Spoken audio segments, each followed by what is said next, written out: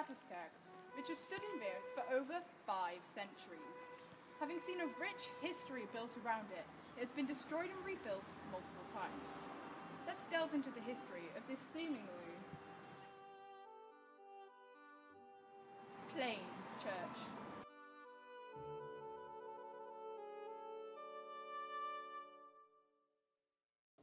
On these grounds, there are actually 2 churches. The Paterskerk, which we're standing in now, and the Franciscushuis, which is about 50 meters that way. The Paterskerk was built between 1512 and 1526, and the Franciscushuis was built in the 1960s. But let's focus on the Paterskerk for now. Originally, a castle was stood on these grounds, but the church was built when the Counts von Horne gave the grounds over to the monks, who then decided they wanted a monastery. The church was built in the late Gothic style. You can see this by the points in the arches. The main role of this church was, and still is, being a part of a monastery, which was established in 1461 by Jacob I von Horne, because his wife asked him to on her deathbed. He even became so dedicated to his role as a priest.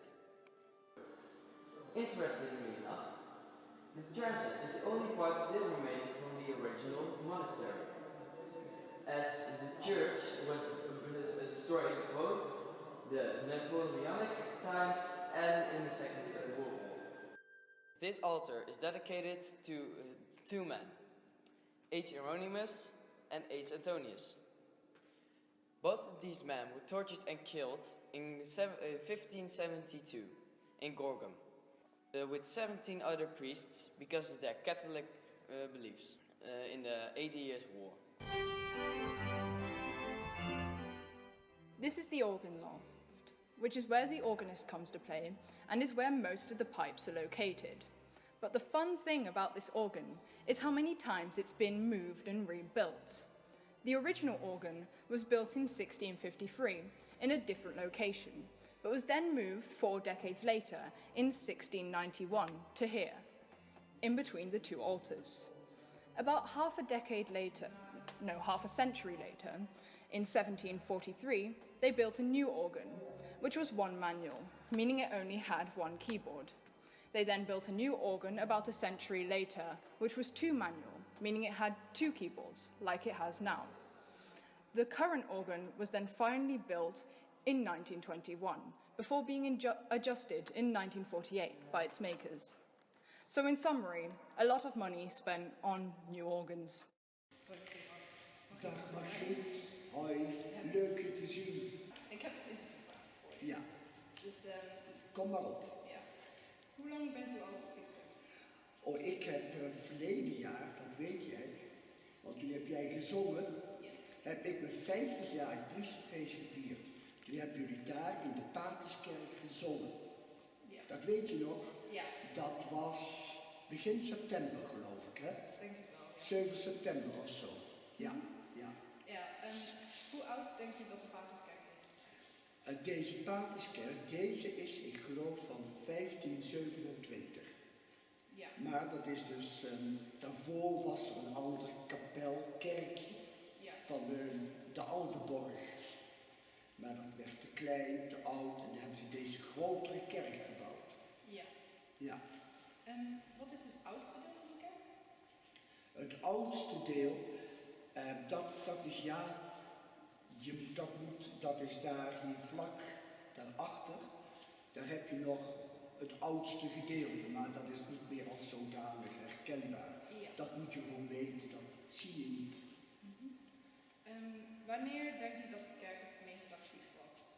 Wanneer denk ik dat de kerk het meest actief was?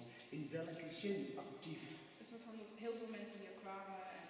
Oh, ja, dat was natuurlijk ver voor jullie tijd. Ik denk zo, toen waren hier, ja toen was ik natuurlijk niet hier, maar dan had je hier dus elke zondag 3 of 4 Eucharistievieringen en die zaten allemaal hartstikke vol. Dus ja, dat liep. En zeker zo'n Paterskerk, die liep heel goed. Ja. dat was een kerk, daar kwamen mensen graag naartoe om te biechten, om aflaten te halen, om dat soort dingen allemaal. Ja. Hoe is het leven als een broeder van de Franciscanen orde in Weert? Hoe is het leven van een broeder hier in Weert? Ja. Kijk, wij beginnen elke morgen de dag om 8:15 met het ochtendgebed. Ja. En daarna krijgen we dan de Eucharistieviering. En dat is hier in deze kapel. Dan zitten we dus in de kring rond het altaar. Ja, dat is om 8:15. Zondag is dat om 10:30. En dan, kijk dan, ik heb dan veel vergaderingen en dat soort dingen, dus daar ben je mee druk. Of je moet een preek voorbereiden, of je moet iets anders voorbereiden, of je moet de jonge journalisten te woord staan. Ja, het komt er allemaal bij kijken. En dan 's middags is gewoon eten, om 12:30 eten. En dan 's avonds om 5:30, dan bidden wij het avondgebed met elkaar. Dus dat is heel belangrijk. Een vast ritme van bidden en werken en andere activiteiten.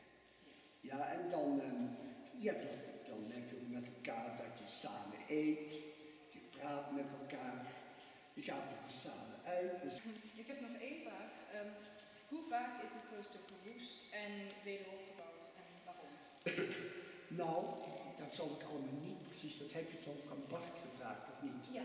Bart die weet dat beter dan ik. Kijk, dit klooster is verschillende keren. In de Franse tijd, toen werden de broeders hier verjaagd. Daarvoor is het afgebrand. In oorlogstijd is het verwoest. Ook in de laatste oorlog nog zijn er dus beschadigingen geweest. Verschillende keren in de loop van vanaf 1461 tot nu toe is dit klooster, ja, heeft verwoestingen gekend en zijn de broeders ook verdreven, verjaagd en later weer teruggekomen. Ja. Maar als je dat preciezer wilt weten, dan zou je het aan Bart Maas moeten vragen. Die is heel goed thuis in de geschiedenis van de kerk, van deze kerk. Ja. Nou, dankjewel. Dat is heel erg interessant om te horen. During our research into the church, we realized that not many people know about the Paterskerk. They may have seen it in passing or been to a wedding here, but they don't really know about its rich history. Since the 1960s, not many people use the church anymore. The only thing it's really used for is daily by the monks and events like posh dinners or weddings. So what about the future of this church? Well, the future could turn out to be a lot more than dying out like a flame.